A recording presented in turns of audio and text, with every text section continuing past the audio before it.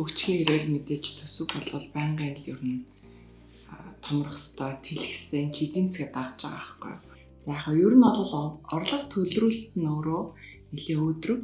Тэгээд улуурхаан бүтээгдэхүүнийхээ одоо борлуулалт нэлээ найдсан ийм төсөв болсон. Одоо энэ ирж байгаа жилийнхаа үед бол энэ орлого төлрүүлэлт буюу энэ улуурхаан бүтээгдэхүүнийг бид яг хангалттай төлөвлөсөн хэмжээнд гаргаж чадах юм уу юу гэдэг асуудал.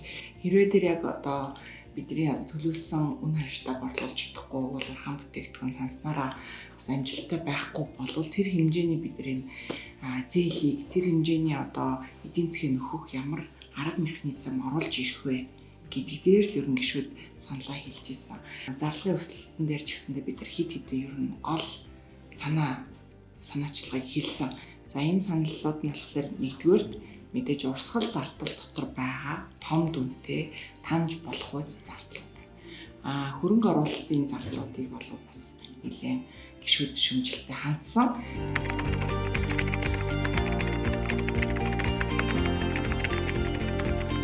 Энэ жилд одоо сайн зүйл нь болохоор хөрөнгө оруулалтын дотор 38 шин төсөл орж ирсэн. Нийтдээ 600 гаруй төсөл байгаагийн 38 шин төсөл бус нь бол дандаа өмнөх жилийн хийж дуусгаагүй ажлуудаа гүйцээх дуусгах гэсэн ийм төслүүд оруулж ирсэн. Эдгээр төслүүдийг бол гацаах боломжгүй. Яагаад гацаах боломжгүй гэхээр нэгдүгээр үе шаттайгаар засгийн газраас хөрөнгө оруулалт хийцэн учраас энийг зарцаачих юм бол төрийн одоо нөгөө зардлын хувьд өргөө хөрөнгө оруулалт болно. Тэр хөрөнгө оруулалтыг одоо үргэлжлүүлэхгүй бол энэ чинь барилга байшингийн хувьд бол энэ зарцмал хөрөнгө болох учраас энийг үргэлжлүүлж явуулъя гэдэг дээр бол нэгдсэн байр суурьтай байгаа. Шинэ 38 төслүүд бол харьцангуй бол маш сайн судлагдсан. Дандаа нэн шаардлагатай ийм төслүүдийг оруулж ирсэн.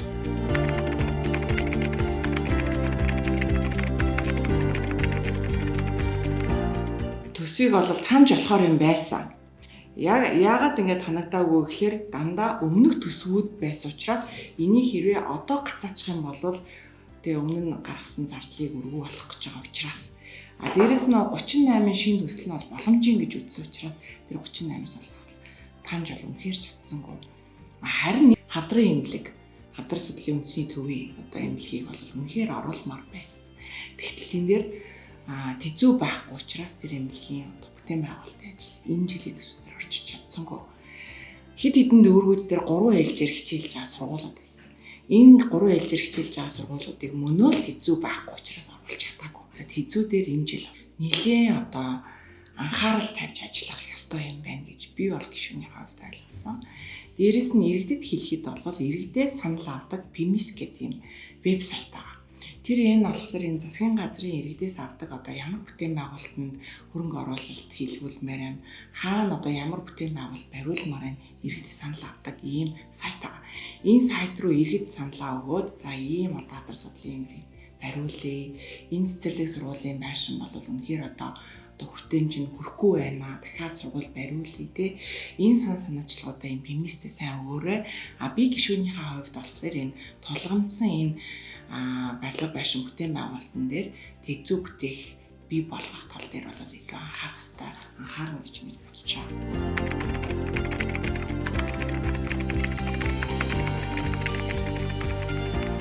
Улаанбаатар хотын хэмжээнд өнөөдөр бид нар өвөл бол одоо нүүрсүүлж байгаа. Тэгээ нүүрсний одоо угаарын одоо энэ хорт тутанаас болоод маш олон хүмүүс маань угаартдаг тийм ээ. Энэ асуудал бол нэлээд хүнд байгаа. За энэ цаг хугацаанд ямар бид нар боломж байна гэхээр эсвэл барилгажуулах, эсвэл иргэд маань тогоор одоо энэ дулааныг хангах ийм боломж болцоо байгаа. Тийм болохоор бид нар цахилгаан станцаар бэхжүүлэх. Одоо 3-4 дээр цахилгаан станц дээр нэмэгдүүлээд хувийн хөрөнгө оруулалтаар бөөлжүүдийн цахилгаан станц орж ирж байна. Хувийн хөрөнгө оруулалтаар. Ингээд хувийн хөрөнгө оруулалтаар ийм том цахилгаан станц орж ирж болж байхад манай улс өөрийнхөө төсвөөр энэ станцаа барих боломжтой. Хотын хэмжээ 2000 мегабайт авах болно гэж байна шүү дээ. Энэ зэрэгний 300-400 мегабайтын цахилгаан станцтай байхад бид 2000-д хүрчих байхгүй юу? Энийг бүтээн байгуулахын тулд нэг 2-3 их найт төгрөг хүрэх юм аа гэд цахилгааны зөвлөх инженерүүд хэлж байгаа. Ухаан удах дээр одоо Energy Resource гэдэг тийм ээ. Энэ компани бол 10 хэдэн мегабайтын цахилгаан станц барьсан юм байна. Гэх мэтчлэн бидэрт одоо ийм манай Монгол инженерүүдийн тийм ээ Монгол одоо хөрөнгө оруулалтаар ийм цахилгаан станцууд барьсан туршлагууд байна. Гагцгүй манайх одоо энэ төсвөөсөө өөрсдийнхээ дийл хэмжээний бүтээн байгуулалтыг хийчмээр байна. Яагаад би энэ төсвийнхаа хөрөнгөөр хийж болох болцоо байна гэж үзэж байгаа юм гэхээр энэ жил бол манай урсгал зардал бол 27 их найдвар төгрөг гарсан.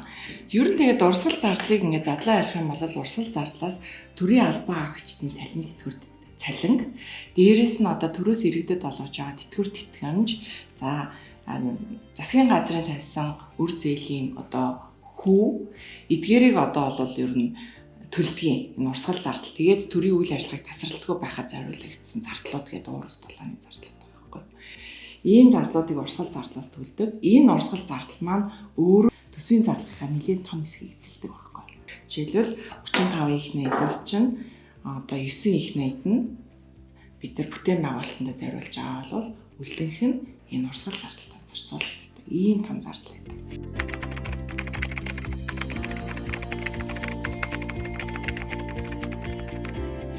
Энэ урсгал зардал дотор бас нэг одоо маш том зай эзлээд байгаа нэг зардал байна. Энэ цалинч биш, тэтгэвэр тэтгэмжч биш, банкны одоо засгийн газрын зээлийн хүүгний зардалч биш. Нэг зардал төрийн стар үйлдвэрлэх ажил үйлчилгээ гэсэн ийм зардал байгаа. Энэ 1.9 их найдвар төгрөг байхгүй. 2017 онд энэ зардал 400 тэрбум байсан бол энэ жил 1.9 их найдвар болсон. Энэ зардал бол ерөнхийдөө бол энэ яамдуудын энэ янз бүрийн одоо жижиг үйл ажиллагаа эсвэл зөвлөг үйлчилгээний ийм зардлууд багш байна л та. Би бол энийг бүр онцгийн одоо гарцаагүй гарах зардал биш байж болно. Энийгээ бид нар хэмнээд цахилгаасан станцанд. Хэрвээ өвөл тогны тасалдалд хүрээд бид нар одоо энэ том дулааны одоо энэ тоглолтод орох юм бол энэ олон дулаан пар хангамжтай хөлдөх аюул байгаа учраас бид нар нэн төрөн шаардлагатай цахилгаан станцанд төрүүлээд зардлаар гаргаач. Энэ урсгал зардалт чинь 1.9 их найдвар төгрөг гээд гарцаагүй шаардлагатай бус ийм зардал байна. Энийгээ хэмнээд цахилгаан станц руу оруулах гэдэг энэ саналыг өгүүлж байна.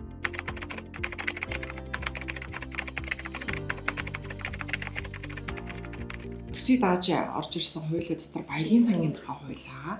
Баялагын сан дээр болохоор уул уурхайн орлогынхаа 20%-ийг нь баялагын сандаа өмнө нь хуримтлуулдаг байсан бол энэ жил 40%-ийг нь хуримтлуулъя гэдэг. Баялагын санд бүрдүүлэх орлогын хэмжээг нэмэгдүүлсэн.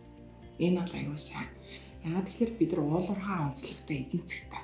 Уул уурхайн онцлогтой эдийн засгтай улс орнууд бол уул уурхайн өсөд ирэхтэн зэрэг тэр орлогын эдийн засаг руугаа хийх биш, харин эсвэргээрээ төсвөрүүгээ тэр уул уурхайн орлогоос багахын хэмжээг оруулаад ихэнхийг нь баялагын сандад төлөвлөлдөг юм байна. Ингээд ирээдүйд үүсч болох эрсдэл ингээ баялагын сангаараа дамжуулаад энэ зардлуудыг гаргаад явдаг юм байна л та. Одоо жишээлбэл Норвегийн сан бол дэлхийд энэ баялагын сангийн удирдлагаараа бол хамгийн зөв менежменттэй явж байгаа сан.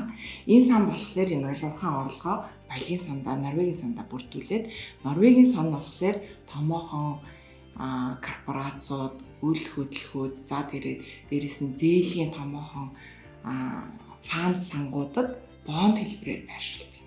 Ингээд энэчнээсээ өгөөж хүртээд эргээд баялагын сандаа одоо нэмэлт орлого олгож оруулж ирдэг юм байна л та. Яг тэр утгаараа манайх энэ баялагын сангийнхаа удирдлагыг дахиад сайжруулах хэрэгтэй. Одоо манай баялагын сан бол Монгол анхандаа баялагын сангаа байршуулдаг, Монгол анхнаасаа баялагын сангаа хүүг авдаг. Энэ нь болохоор нэг үгээр хэлэх юм бол одоо бүх одоо өөрийнхөө хадгаламжийг гэртээ хадгалж байгаа хүн шиг л ахгүй юу? Одоо хүү одоо бондын орлогыг чинь гадна өөр сангуудаас олж аваад энэ улсынхаа одоо экспортын орлого дээр ижилхэн валютын нэмэлт орлого олвол их зөв болох гэдэг. Гэтэл манайхаа бол одоо ямарваа нэгэн одоо хөрөнгийг буруу зүйл зарцуулахаас хамгаалаад Монгол банкнд байршилж төв банкнд тэр зөвлөлтөө уулын эрсдэлгүй хөрөнгө байршиж байна. Гэхдээ энэ сан маань өөрөө бас энэ нэмэгдэж одоо энэ баялагын сан зузарч ахсан байхгүй. Норвегийн сан болохоор энэ одоо хөрөнгөө олохлоор төв банкнд төлрүүлдэггүй энэ тусдаа энэ сангийн яамтаа нийжлэх юм тусдаа юм байгууллага тэр Норвегийн сангаа удирддаг. Тэгэнгүүтээ тэр Норвегийн сан дээр орж ирж байгаа орлого, тэрийг зарцуулж байгаа зарлага, тэрэн дээр орж ирж байгаа бондын орлогын хүүгийнхаа өгөөжийнхаа орлогыг нь ард иргэдийн хяналтанд тавьчихдаг. Бүх иргэд нь энэ Норвегийн сангаа удирддаг гэсэн үг байхгүй. Яг энэ утгаараа манайхан бол энэ баялагын сангаа бас энэ ард иргэдийн мэдэлд ээж идэг. Түүнээс шин баялагын сандаа бол шууд энэ эрх баригч хүмүүс нь өөрсдөө одоо хууль гаргаад ингээд өөрчлөл оруулаад хэрэгэлдэггүй ийм ард иргэдийн мэдэлд байдаг. Тэр баялагын сан нь өөрөө одоо маш найдвартай сангуудаар орж өгөөж одоо аваад тэр нь эргээд баялагын сангаа заатахдаг энэ систем рүү ороосоо гэж би бол хувь гишүүний хувьд бодож байгаа.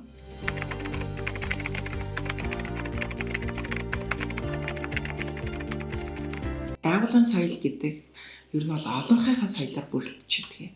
Одоо энэ бол шин төгөлдршил 126 гишүүнтэй парламент.